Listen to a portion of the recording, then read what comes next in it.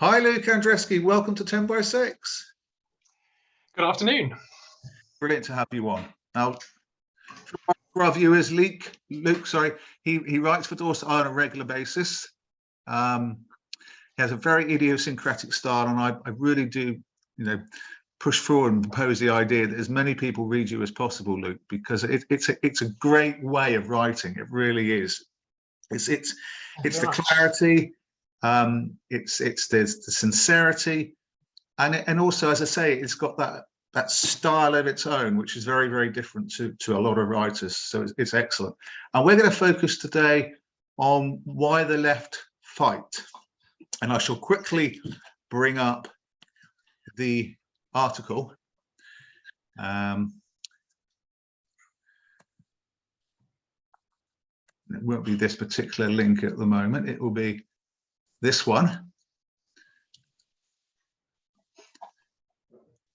And I'll just leave it up there for a few seconds, a minute or so. But the essence, I think, of this article is looking at the idea that the alternative to the establishment hegemony, if you like, is not a unified one.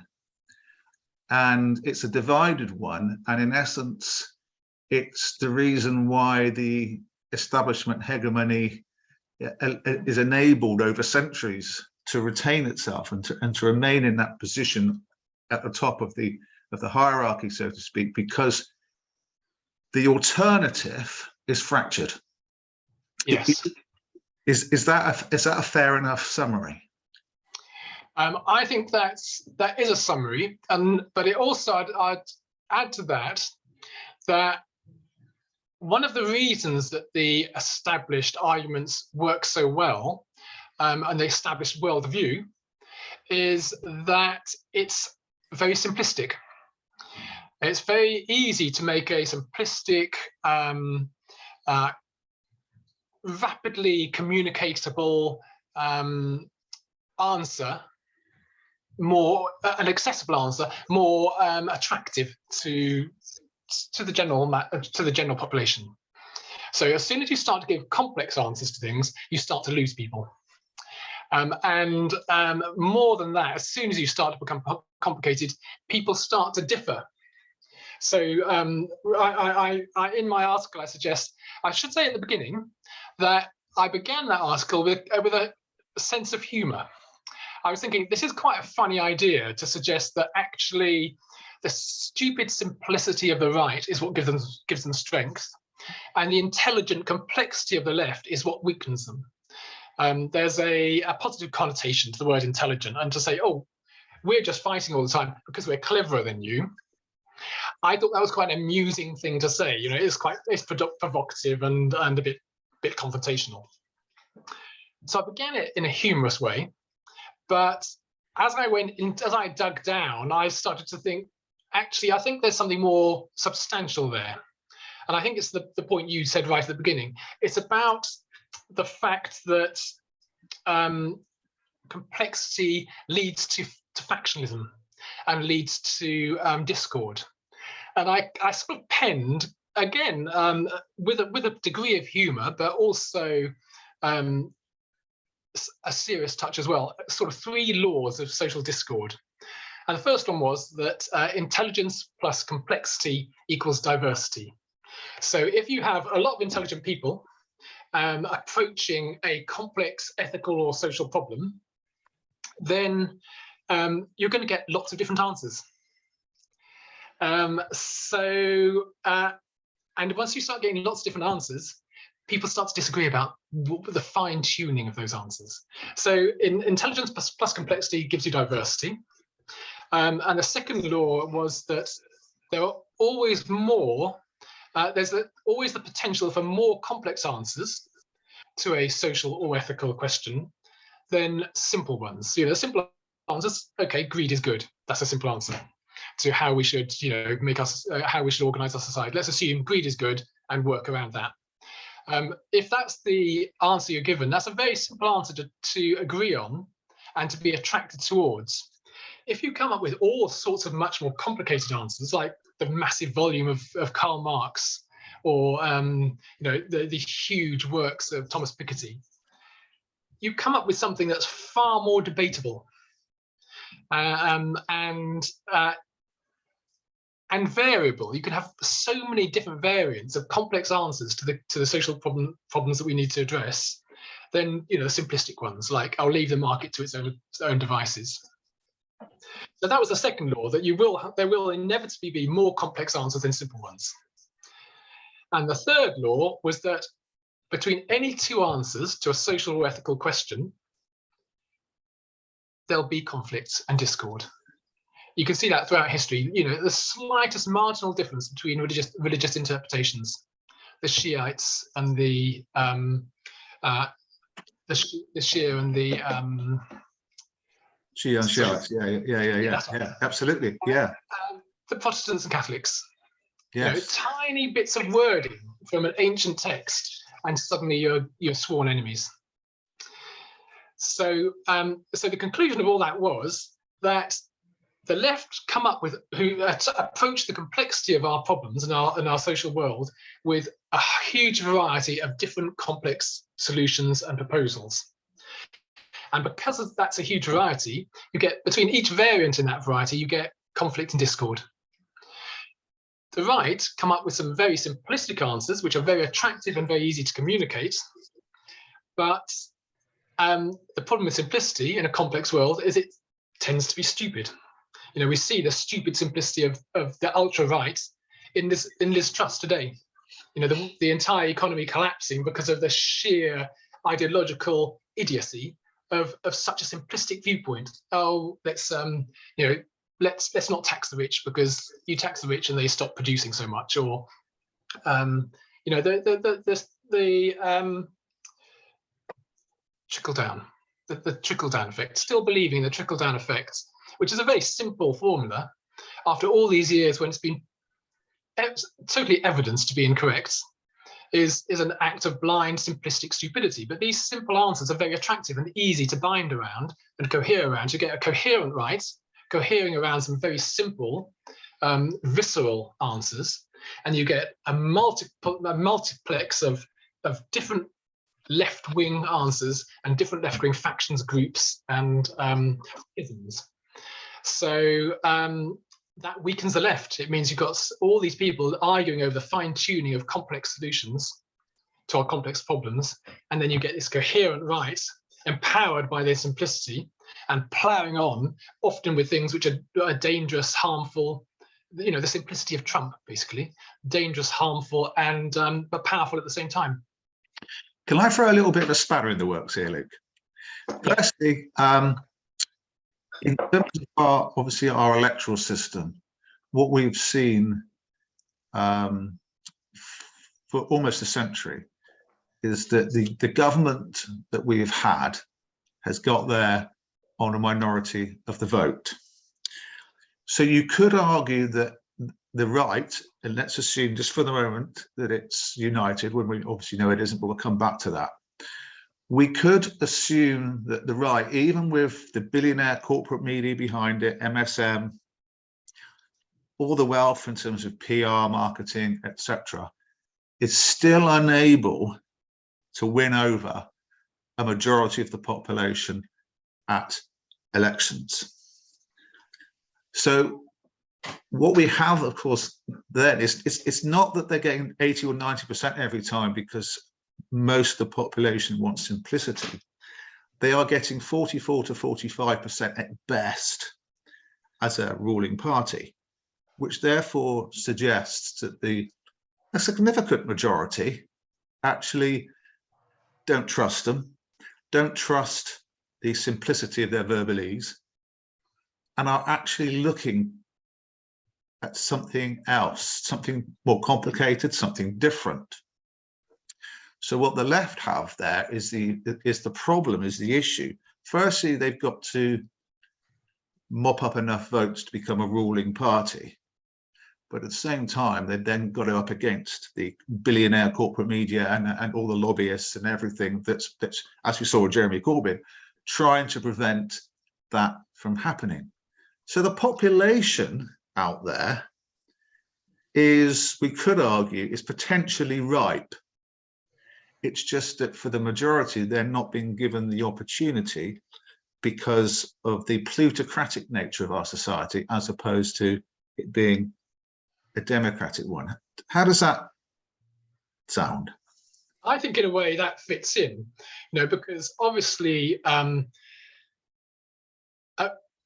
huge swathe of our population are willing to try and think about things. They consider themselves, in fact, the UK as a well-educated population by world standards, and we've had a long history of outstanding thinkers who are well received. George Orwell is a national hero, and yet he's a critical, analytical, clever thinker. And we still also have to keep in mind the slightly humorous aspect to my whole article, which is a kind of an undercurrent. So I'm deliberately being provocative in saying the right is stupid and the left are clever. But most of the population, humanity is intrinsically clever. That is what Homo sapiens means. We can think more and more cleverly and more intelligently and more complexly, and we can adapt better than just about every other animal in the animal kingdom. So we are intrinsically clever. We should be able to harness that skill, but that doesn't mean But over the general range of the population, some people will still be more attracted to simple answers than complex answers. And there's also emotional. It's not really just intelligence. So I myself have simplified. There's the emotional attachment. There's a sense of, you want security. Simple answers seem to give you more security. So there's all sorts of psychological attributes which will attract you towards a right-wing mindset. And also it has to be said that the Daily Mail has in itself accepted that the IQ levels of those people who perceive themselves to be on the right and the conservative is actually significantly lower than liberals. Yeah, which is an interesting one.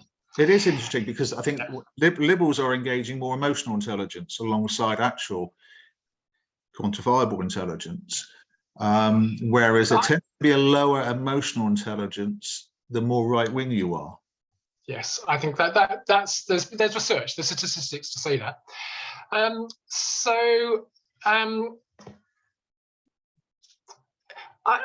other thing I wouldn't want to do is I wouldn't want to overemphasize the value of sheer IQ.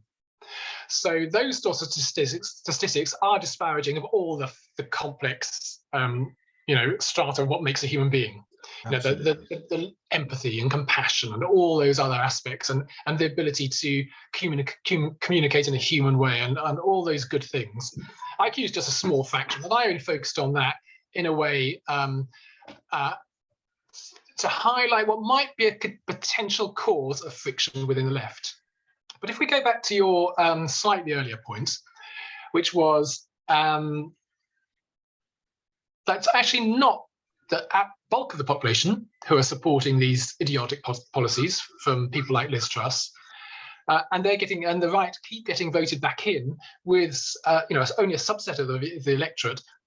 In a way, that kind of reinforces my case that a small, narrow, coherent philosophy of the markets need to be able to do what they want. You shouldn't regulate corporations because actually corporations are acting in our best interest, and the wealth they generate will eventually make us all richer.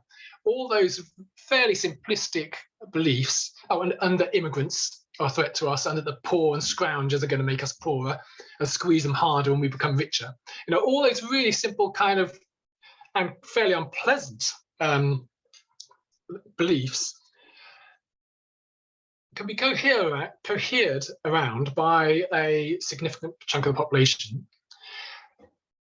But the rest of the population may be greater in number, but they're also fractured by the greater number of potential answers.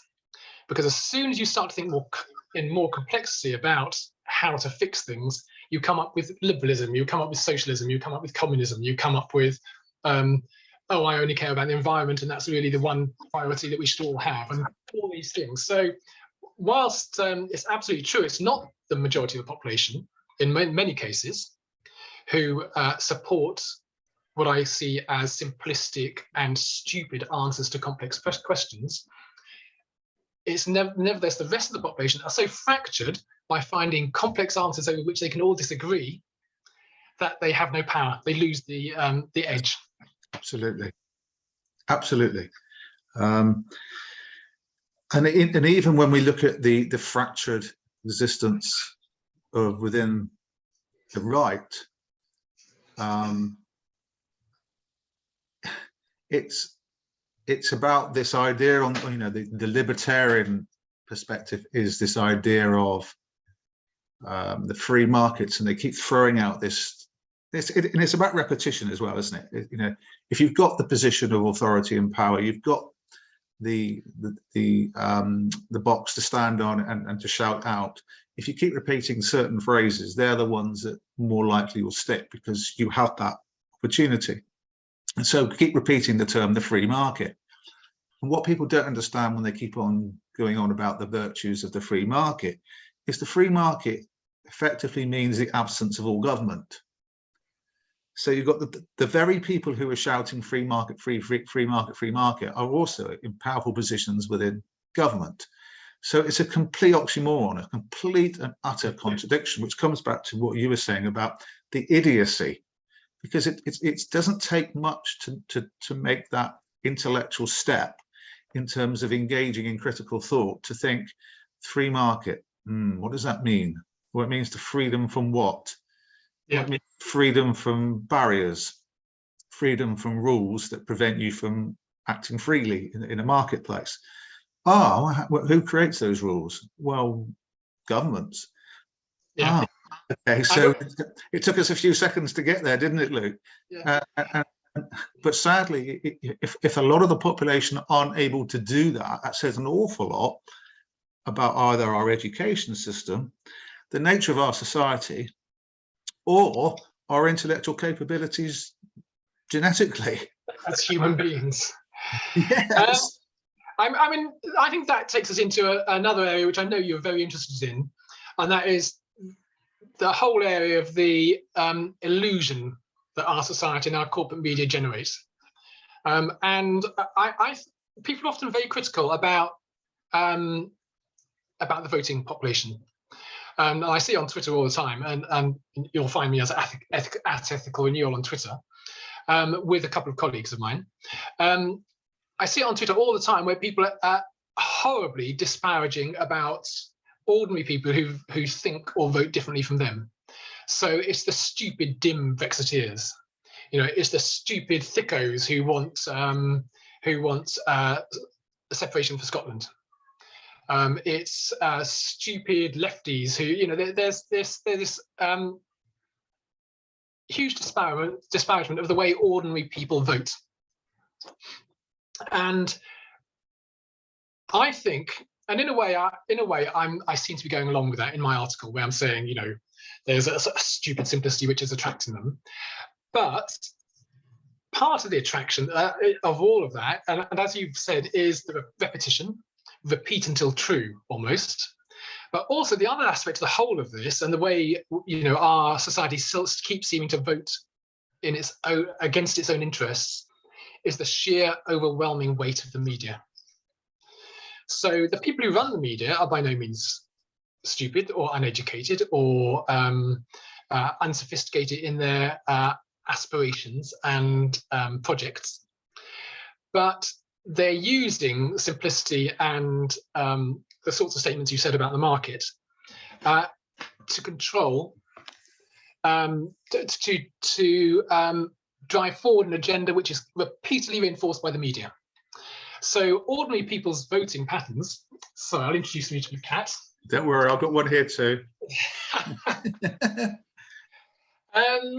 Yeah, they can say hello to each other. Yeah, exactly. Cat people, it's a good sign. Definitely. So we're not really Bond villains, though, are we, Luke? Sorry? We're not really Bond villains, though, are we? No, I hope not.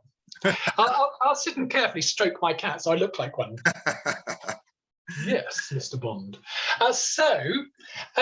you can hardly blame anybody for voting for Brexit when they've had this huge social media and corporate media and Cambridge Analytica sponsored thrust to tell them what to do.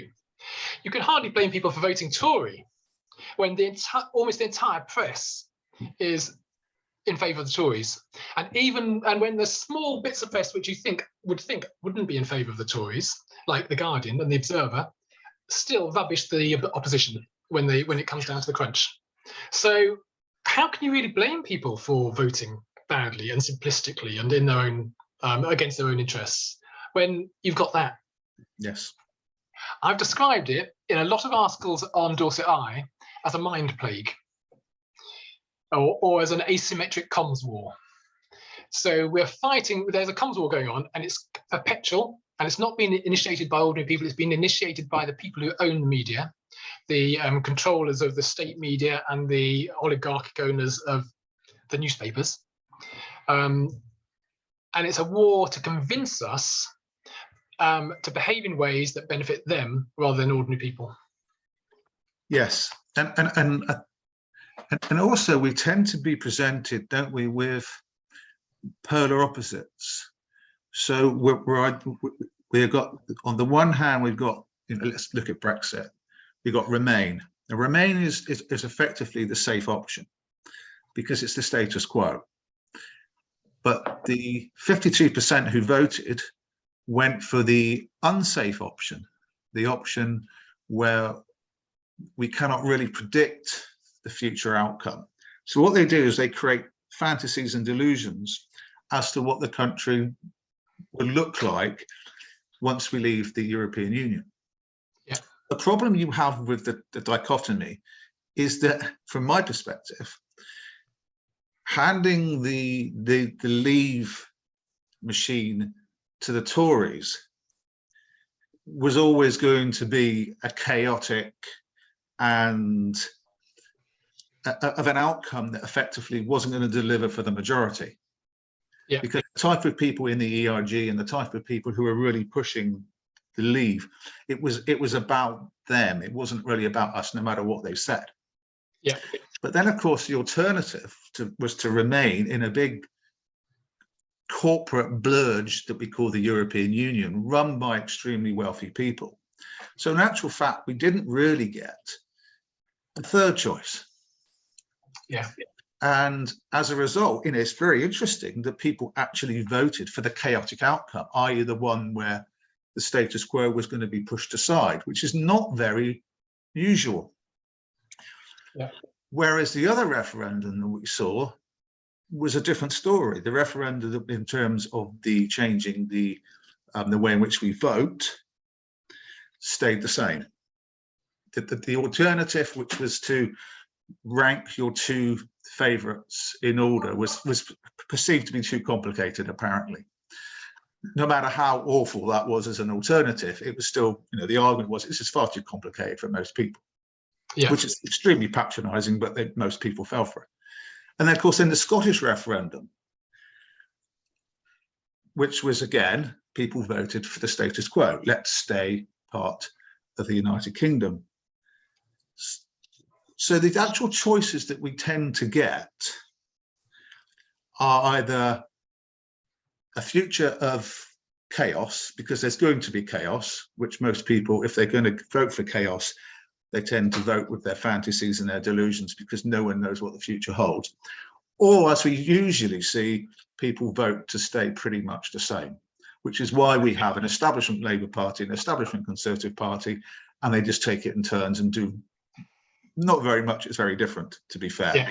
So someone like Jeremy Corbyn, my goodness me, it was like, the horseman of the apocalypse for the establishment's perspective, because it meant a potential radical change that they weren't prepared to accept. So they have to find ways of persuading enough people that what they said was true. And back to your point, just quickly, back to your point about truth and simplicity, is that in order to tell a lie, you have to keep it simple. Yeah. Because at some point you're gonna have to tell another lie and another lie and another lie to cover for the first lie. And if you make it too complicated, you can't even remember yourself. So keep it simple. Whereas for the left, like you say, it requires intellect, it requires reading, it requires education, profound education, in order to be able to understand what you can do if you leave the status quo behind. And unless you have an education system that enables us all to come out at least a PhD level, the chances are you're going to get that conservatism right at the heart of it. Actually, one of your points about the polarization and the setting up these binary choices is absolutely spot on to the argument in the article. And the problem with this creation of binary choices is it spreads the simplicity of the argument right across the board. So suddenly, both intelligent people and people attracted to simple, I can't use that word intelligent people, there's too much connotations there. People who are attracted to complex answers and people who are attracted to simple answers, suddenly there's no complex answers. Suddenly you've only got the simple answers. It's making the entire population stupid to say, oh, it's either Brexit of one sort or it's the EU of one sort. Whereas in fact, there could have been a dozen different varieties of Brexit. There could have been a dozen different varieties of staying in the EU. It's the same with your referendum on our vote on PR, on proportional representation. There could have been a dozen different ways of doing PR. There could have been some variations on staying the same. We could still protect our democracy even if we did nothing by saying, well, first of all, you can't have a media that's disproportionately in favour of one part of the political spectrum. You can't have lobbyists who bring effectively cash into the political system. You've got to have more checks and balances. You could introduce those without doing any change at all, and suddenly you'd have a better democratic system. So it's this polarization, and we're seeing it with Ukraine.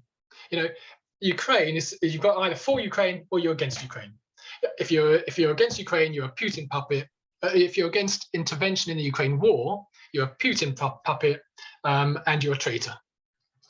But that's stupid. Actually, that's very stupid, because you could be somebody who's loathed and despised Putin all your life, like Corbyn has, for example, who's campaigned against Putin, and on a number of occasions when other leaders, such as Tony Blair, were encouraging him and introducing him to the Queen. You could be somebody who's always been opposed to that sort of authoritarianism, who also believes that perhaps NATO has been making some very bad decisions in the build-up to the war, or that Zelensky isn't actually quite a saint. He's perhaps the tool of a number of oligarchs who hold sway in Ukraine. There's no question that Ukraine is an appalling act of disgusting anti-humanitarian vandalism by Putin, and that there's no question that Putin is more of a fascist than the fascists he's claiming he wants to denazify. Yes. But that doesn't mean the way we got into this war is good, or was sensible, or was purely a knee-jerk response by the Russians without any possible cause, but from the West. And it doesn't mean that we should be supporting the war in the way we're doing, or that there's not room for some sort of negotiation and de-escalation. But that's too complicated. You've got to have this binary, which makes us all stupid. We've looked at the critique, Luke. We've looked at all the things, or some of the things that are wrong. For the final part, can we just look at some possible solutions that you would aspire to? Yeah. How can we get out of this mess, so to speak? So I was using my article to try and identify a source of discord within the left. And the name of the article, why the left fights. Why do we fight? There are obviously going to be all sorts of reasons. The psychological ones, the characterological ones, and the sort of social backgrounds of the various people involved and all this sort of thing. But I did feel that a serious point came out of a slightly provocative way of approaching the question. And the serious point was that we fight one another largely because of the complexity of our answers and proposals. It's clearly a big factor. You know, one person's a Marxist, one person's a Leninist, one person's just slightly marginally different. I mean, I've had people on Twitter who've attacked me for being not left enough, while the rest of Twitter are calling me a communist, and I'm neither. I'm not. I'm probably left of Corbyn, but I consider myself a sort of. Actually, I don't really have a label. I consider myself a Northern European social democrat. You know, I don't actually believe in completely eliminating capitalism. You know, I happily let capitalism. There's no problem with people making a profit. It just needs to be ultra regulated, so it's doing good rather than doing harm. And it needs to be balanced. So all these thousands of different answers, including my own, which I've just kind of articulated, and it's overcomplicated and it's difficult to access. They're too complicated.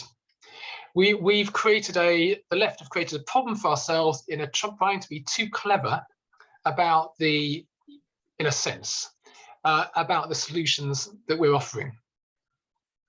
So the next step I said, and I'm now I'll be publishing on Dorsai the second of the two articles, which is, can the left unite?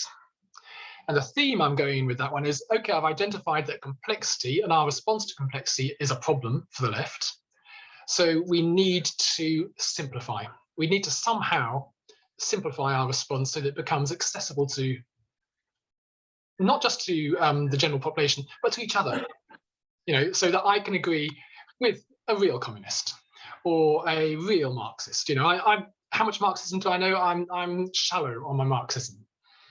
But I'd like to be able to agree, because I know that people who really believe in Marx, and I know that a lot of Marxist thought is fantastic.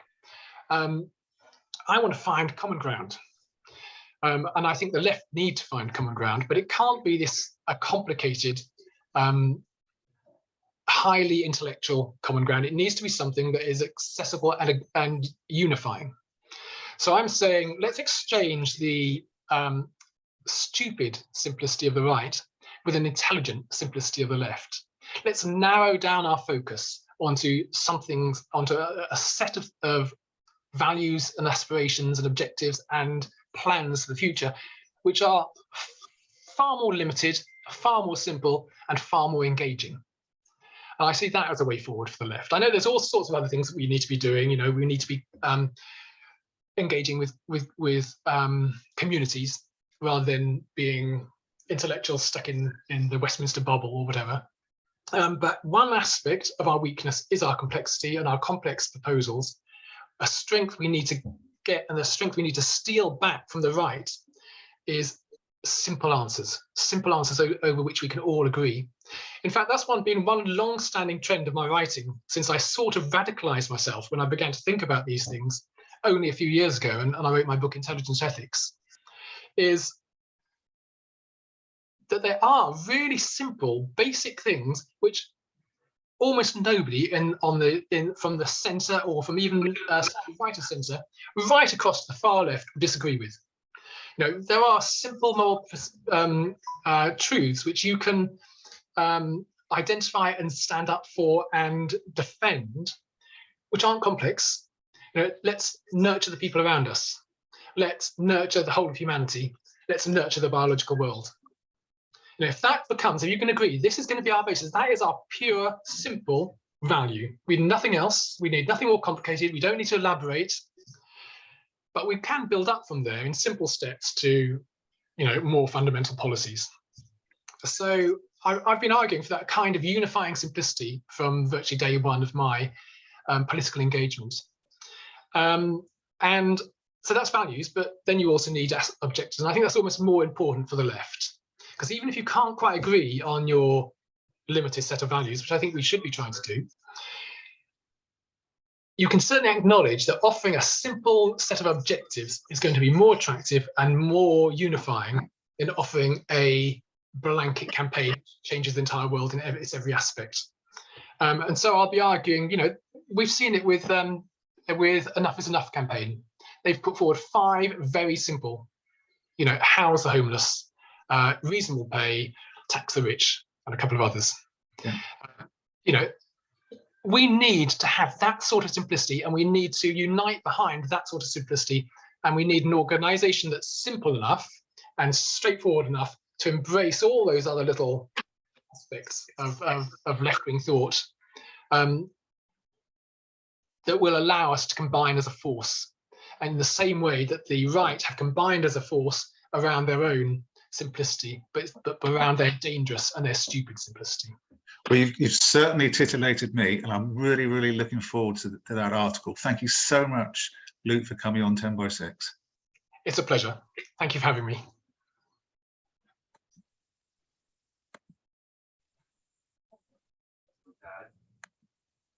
Bad.